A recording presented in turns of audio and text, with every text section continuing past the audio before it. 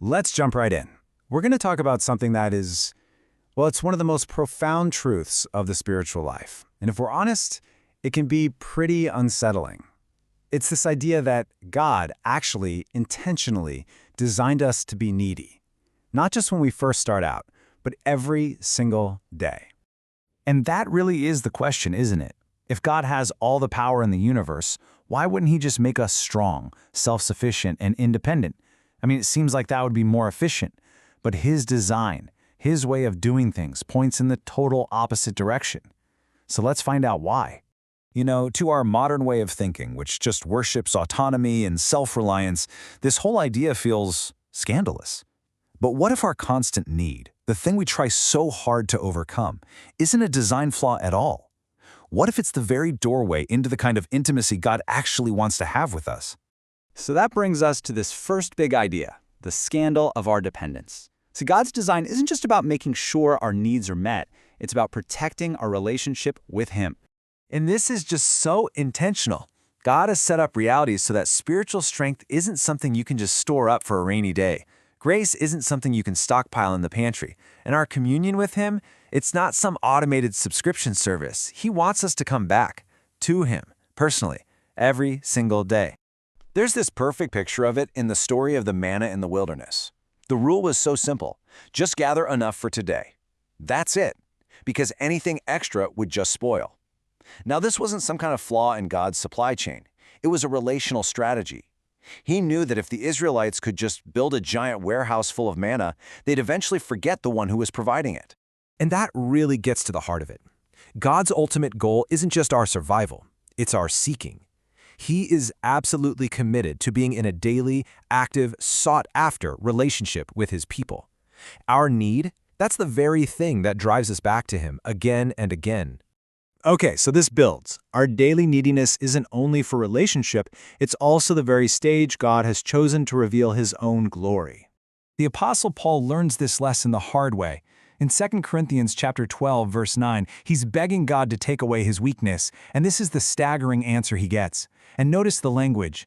Christ's power isn't just shown in our weakness, it's made perfect. It reaches its final intended goal, right there in the place of our acknowledged need. You see the divine logic here? It's a clear progression. Our weakness, it forces us to admit we're dependent, and that very state of dependence becomes the platform, the stage, where the all-sufficient power of Christ is put on display for the whole world to see. So you know, this ongoing need we feel, it's not a sign that we're spiritually immature. Far from it. It is the exact method God has chosen to make his Son's life and power visible right here, in us. If we could do it all ourselves, Christ's sustaining glory would stay completely hidden. And now we're going to go deeper to what might just be the most awe-inspiring reason for all of this. It's not just for us, or even just for God's glory. It turns out our dependence is an echo of the very life of God himself. I mean, just let that sink in for a moment. Our very human experience of needing and receiving is actually a mirror, a reflection of a pattern that has existed for all eternity within God. We're being invited into a dance that has always been going on. Now, we need to tread carefully here, and reverently. Within the very being of God, the Trinity, there is this beautiful, eternal relational pattern. The Son eternally receives his life from the Father. The Spirit proceeds from the Father and the Son. This isn't about being better or worse. It's a perfect, loving relational order. And then you hear the words of Jesus himself in John chapter 5, verse 30. He says, "I can do nothing on my own." He lived in this perfect, moment-by-moment dependence on the Father. And that wasn't a limitation because he was human. No, it was the expression of his divinity. He was living out this eternal reality right here on earth. Okay, so how does this incredibly deep theology actually play out in our day-to-day lives? Well, it directly confronts our culture's biggest idol, this illusion of self-sufficient strength. This is such a critical distinction to make. We can be incredibly productive in our own strength. We can organize things, write things, build entire organizations, all without any real dependence on Christ.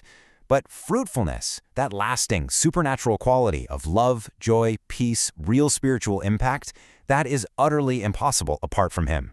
And in John chapter 15, verse 5, Jesus does not mince words. He doesn't say, apart from me, you can do a little less. He says nothing. nothing of any eternal value, nothing that God would call true spiritual fruit. Our whole sense of self-sufficiency is a total illusion. Now, I know this might all sound like a heavy burden, but believe it or not, the Bible presents it as the exact opposite. Embracing our dependence is the only real path to joy and to freedom. Just think about it for a second. When you believe everything depends on you, the pressure is just crushing. That is the source of so much of our anxiety. But true daily dependence, it's a great transfer of that weight. It's letting go of the burden of trying to be your own God and letting the God of the universe carry it for you. And here's the promised result, right from John chapter 15, verse 11. Just after Jesus talks all about abiding in him, about dependence, he talks about joy. And not just any joy, his joy in us becoming full. Dependence isn't a duty that drains our tank. It's the source that fills it up. And all of this brings us to the glorious foundation that makes this whole thing possible. See, our call to depend on him isn't like some scary tightrope walk over a pit of failure. It's grounded in an unbreakable, absolutely secure union. And here it is, the beautiful paradox of our faith. On one hand, we have a clear command. We have to actively abide, to depend, to stay connected. But that command rests on an unshakable promise from John chapter 10. We are held securely in his hand. Our grip might feel weak some days, but his grip is infinitely strong. And that truth protects us from both despair and pride. So let's pull it all together. Daily dependence is so much more than just asking for help. It is the great undoing of the self-sufficient pride from the Garden of Eden. It's the echo of the daily manna in the wilderness. It's the very pattern of Christ's own life on earth. It's the stage for God's glory, the one true path to our deepest joy, and the only real antidote to our anxiety. And in the end, the deepest truth is this. Our dependence isn't a sign that we're weak. It's just the simple daily recognition of what is already true. Christ is our life. So to live dependently isn't to be fragile. It is to actively participate in the strong, sufficient, and risen life of Jesus Christ, today and every day, until the day our dependence finally gives way to sight.